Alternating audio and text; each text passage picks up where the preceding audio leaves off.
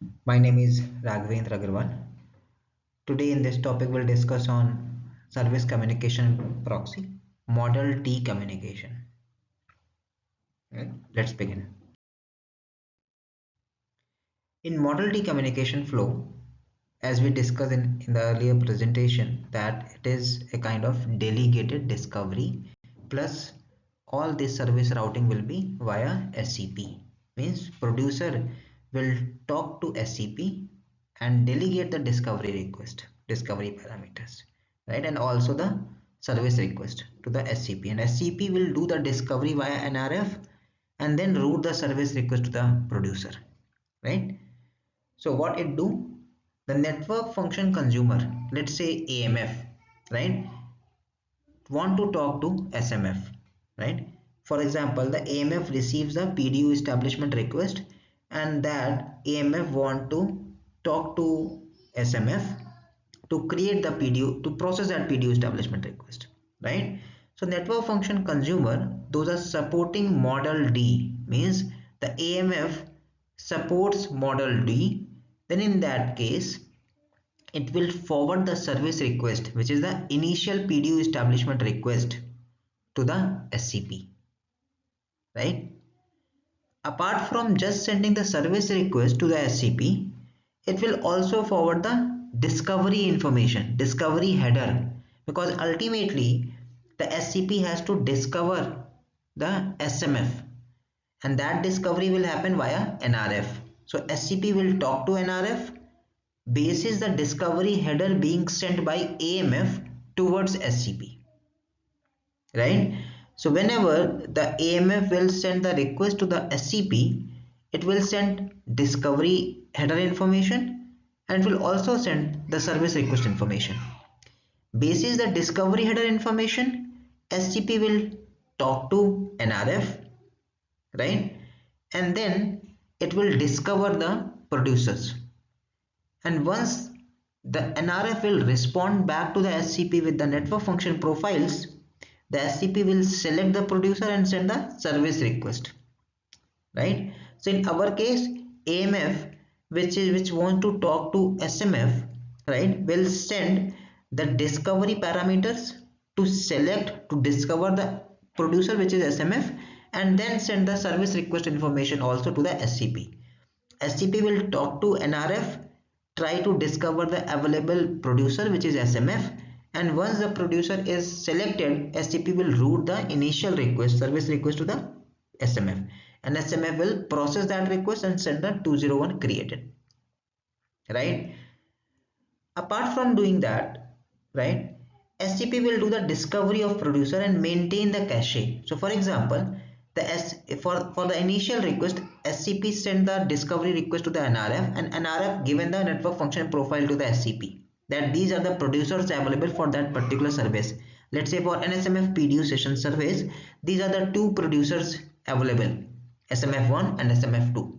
Now as SCP maintain that cache, right? So for the subsequent request, it will not go to the NRF again and do the discovery, because ultimately NRF has already given the network function profile to the SCP. So SCP maintains that cache and keep that information into the SCP itself,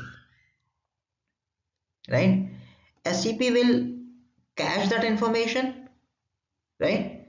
And next discovery request will not go to NRF.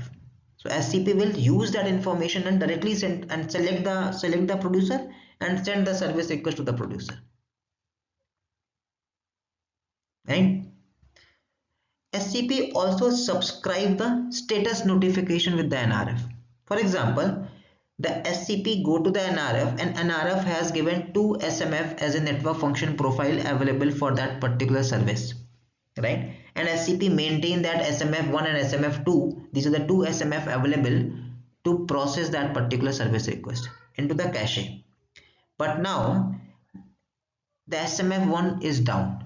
Once the SMF1 will be down, it will inform to the NRF, and in the NRF database that SMF will become deregistered, right?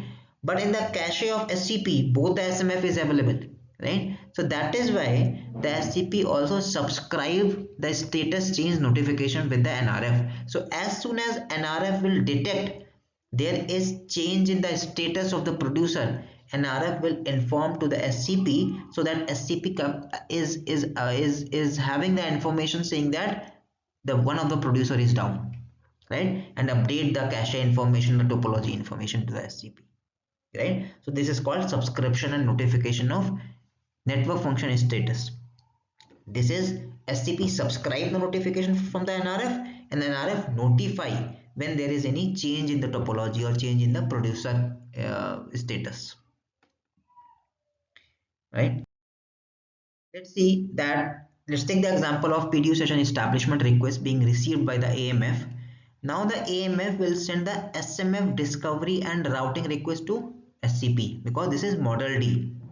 In model D, AMF will not go for discovery directly to the NRF. AMF will not route the service request directly to the SMF. AMF will send the discovery request along with routing request to the SCP. The message will be NSCP route. AMF will send NSCP route NSMF PDU session. NSMF PDU session is a service which is being exposed by the SMF. So AMF is consuming the NSMF PDU session service, but the routing will be via NSCP route, means the routing will be via SCP, right. So AMF will send the NSCP route NSMF PDU session SM context. SM context is a operation, SM context create, right, because it want to create the context into the SMF, right, and routing will be via NSCP SCP, right. If you see this information, this particular message will have discovery information. In the discovery information, it will send the discovery headers. For example, target NF type. AMF is informing to the SCP that whenever the SCP will go to the NRF, it has to send the discovery information, right. It has to send the discovery headers. So in the discovery headers, right, AMF is informing to the SCP that we want to discover SMF, target NF type as SMF, requester NF type as AMF, service name which AMF want to discover is NSMF PDU session. The requester NF instance FQDN is AMF information. What DNN we want to use is IMS, slicing information, right, PLMN information. So these are and locality, these are the information, these are called discovery header information, which will be sent by AMF to SCP, and SCP basis that information will further talk to NRF, right, and then it will send these header information to the NRF.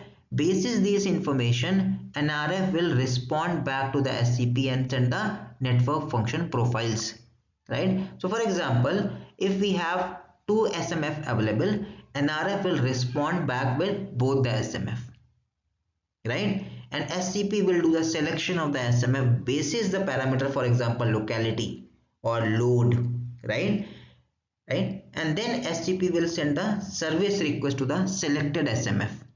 Service request is actually the data, which is actually the payload, which is the initial PDU establishment request. If you see here, this is the initial request to create the PDU session into the SMF. This information will capture the request type as initial request, the IMSI information, the IMEI information, the MSISDN, the user location, the DNN, right, AMF instance ID. These are the information will be sent from the SCP to the SMF, right, post the selection, post the discovery and the selection of SMF. The SCP will route this information to the SMF, and SMF will create the context. Once the context is created into the SMF, SMF will respond back to the SCP with 201 created, and SCP will further respond back to the AMF as 201 created, and then AMF will send the PDU establishment accept, right. So this is the model D communication. Thank you so much.